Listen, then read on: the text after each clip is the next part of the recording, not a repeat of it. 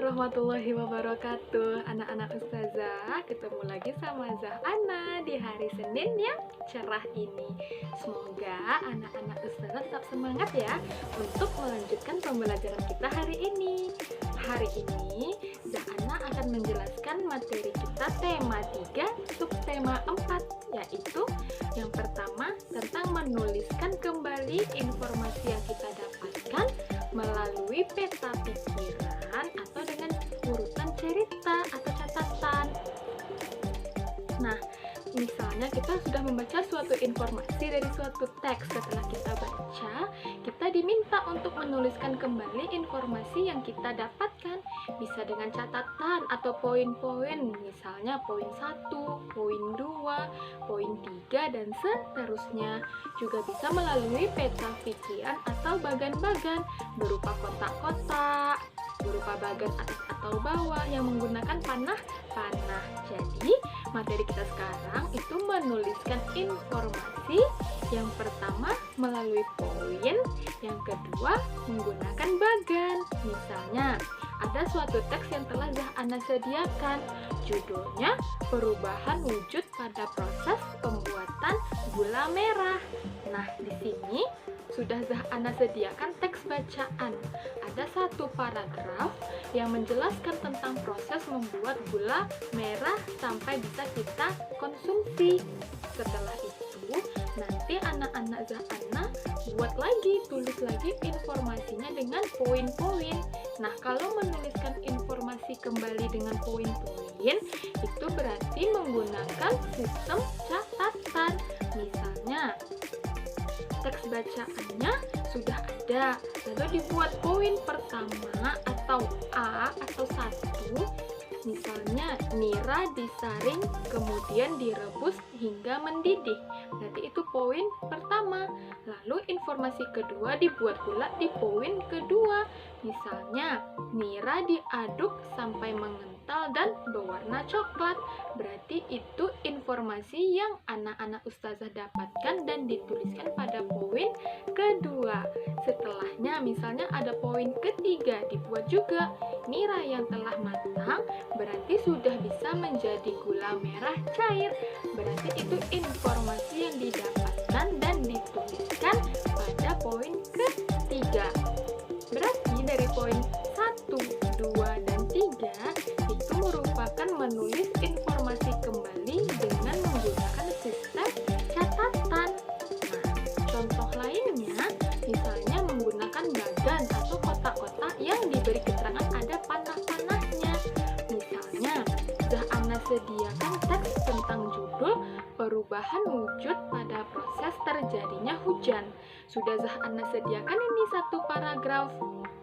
Misalnya, panas matahari akan membuat air pada laut atau danau menguap, sehingga uap air tersebut terkumpul dalam bentuk awan. Awan yang penuh dengan uap, air akan tertiup oleh angin ke daratan, dan uap air akan jatuh ke bumi dalam bentuk hujan. Selanjutnya, air akan berusaha kembali ke laut, dan sebagian akan terserap oleh tanah, akar pohon, dan daratan rendah lainnya yang ada di bumi. Nah, itu merupakan satu paragraf. Selanjutnya, kita membuat atau menulis informasi tersebut dalam bentuk bagan. Misalnya kita buat kotak-kotak seperti yang ada Zahana sediakan. Di kotak pertama, kita buat tulisan. Misalnya, panas matahari membuat air laut atau danau menguap. Itu berarti informasi yang kita dapatkan pada kotak pertama. Setelah itu, untuk informasi kedua kita beri panah untuk kotak kedua. Di kotak kedua kita lanjutkan kata-katanya, uap air akan terkumpul di udara dalam bentuk awan. Nah, berarti itu informasi yang kita dapatkan dan kita tuliskan pada bagan kedua. Nah, untuk lanjut ke informasi ketiga, kita buat bagan ketiga. Sebelum itu kita buat juga garis panah. Garis panah ini gunanya untuk menentukan dari informasi 1, 2, 2, dan 3 atau sebagai pengganti urutan informasi. Berarti pada bagian ketiga itu kita buat awan yang penuh dengan air akan tertiup oleh angin ke daratan, lalu akan jatuh ke bumi dalam bentuk air hujan. Nah, itu berarti informasi ketiga yang kita tuliskan dalam bentuk bagan. Lanjut lagi, berarti bagan keempat yang tetap kita beri tanda panah. Pada bagan keempat berarti kita buat lagi keterangannya. Air akan berusaha kembali ke laut dan sebagian akan terserap oleh akar pohon atau oleh tanah dan dataran rendah lainnya. Jadi, antara informasi yang kita tulis menggunakan catatan dan informasi yang kita tulis menggunakan bagan terdapat perbedaan. Kalau pada sistem catatan, berarti ada poin-poin. Ada poin A, poin B, poin C, dan poin D. Kalau misalnya menulis informasi melalui bagan, berarti kita menggunakan kotak-kotak dan garis panah. Nah, semoga untuk materi yang ini anak-anak ustazah paham ya. Nah, lanjut kita lagi. Selain kita menuliskan informasi, belajar kita juga tentang menemukan kata-kata baru dalam teks tersebut. Misalnya, anak-anak ustazah sudah membaca suatu informasi, terdapat kata-kata baru yang kita tidak tahu artinya apa. Nah, di sini setelah kita menemukan kata-kata baru, kita cari artinya menggunakan Kamus Besar Bahasa Indonesia supaya kita tahu, oh, kata ini artinya ini. Jadi kita bisa paham maksud dari teks tersebut. Misalnya, kita telah membaca suatu teks, lalu kita mendapatkan 3 kosakata baru yang kita tidak tahu artinya. Misalnya yang pertama, ada kata signifikan. Aduh ustazah, apa ya arti kata signifikan? Kita nggak paham, maka kita cari menggunakan Kamus Besar Bahasa Indonesia. Setelah kita cari, ternyata kita tahu arti signifikan itu adalah perubahan atau penting atau berarti. Nah, setelah kita tahu arti kata signifikan, baru kita bisa membuat kalimat berdasarkan kata tersebut. Misalnya, dari kata signifikan, kita buat kalimat seperti ini. Peningkatan nilai Andi sangat signifikan setiap semesternya. Berarti mengalami peningkatan yang berarti bagi nilai Andi dari semester sebelumnya dan semester saat ini. Nah, begitu caranya. Nah, misalnya ada lagi yang lain. Ada kata spesies. Nah, setelah kita cari di kamus, ternyata spesies itu artinya jenis, nah, atau klasifikasi, atau pengelompokan. Nah, setelah kita tahu, baru kita buat kalimatnya lagi. Misalnya, spesies orang utan Sumatera akan terganggu karena dampak dari pemanasan global. Berarti artinya jenis dari orang hutan yang berasal dari Sumatera. Nah, itu arti kata dari spesies. Nah, yang ketiga, misalnya eksotik. Nah, kita cari juga di kamus apa ya arti kata eksotik. Setelah kita tahu, ternyata eksotik artinya memiliki daya tarik. Nah, baru kita buat kalimatnya. Misalnya, banyak spesies eksotik di Indonesia yang akan terganggu karena dampak pemanasan global.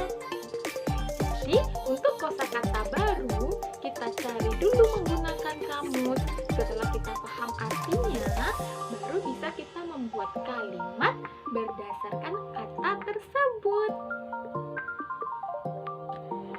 Nah, selanjutnya kita masuk PPKN. Nah, PPKN materi kita saat ini yaitu tentang kerjasama. Nah, ustazah yakin anak-anak ustazah sudah sering mendengar kerjasama, baik itu di lingkungan rumah ataupun di lingkungan sekolah. Jadi, kerjasama itu apa ya? Nah, kerjasama adalah upaya yang dilakukan bersama-sama untuk mencapai suatu tujuan, untuk persatuan. Nah, untuk mewujudkan persatuan berarti terdapat pada sila ketiga, yaitu Persatuan Indonesia. Lambangnya pohon beringin. Jadi dari bekerja sama itu kita sudah tahu ternyata kerjasama adalah suatu upaya untuk mewujudkan persatuan dan juga untuk kepentingan bersama. Nah, bersatu dalam keberagaman itu terbagi atas 3. Ada bagiannya. Yang pertama, kita bersatu keberagaman di sekolah, terus ada bersatu keberagaman di rumah, terus ada bersatu keberagaman di masyarakat. Masing-masingnya ada contohnya dan pastinya juga memiliki manfaat. Misalnya, bersatu dalam keberagaman di sekolah, bersatu dalam piket, bersatu dalam mengerjakan tugas kelompok di sekolah. Itu semua salah satu contoh bersatu. Tapi kalau kita sudah bersatu, tentu ada manfaatnya. Apa manfaatnya? Itu membuat pekerjaan menjadi lebih ringan, membuat suasana belajar menjadi lebih menyenangkan, adanya sikap toleransi, menumbuhkan sikap saling menghargai. Nah, yang kedua, bersatu dalam keberagaman di rumah. Misalnya, bersatu dalam membantu pekerjaan ayah dan bunda, bersatu dalam membagi pekerjaan antara kakak dan adik. Dengan begitu, ada manfaatnya juga. Sama-sama meringankan pekerjaan, menghargai ayah, bunda, kakak, dan adik. Kita juga tahu kewajiban kita apa, hak kita apa, seperti itu.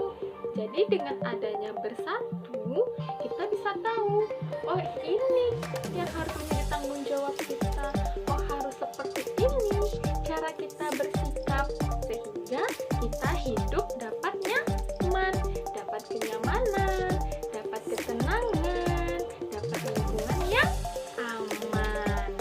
Nah, kalau yang ketiga, bersatu dalam lingkungan masyarakat.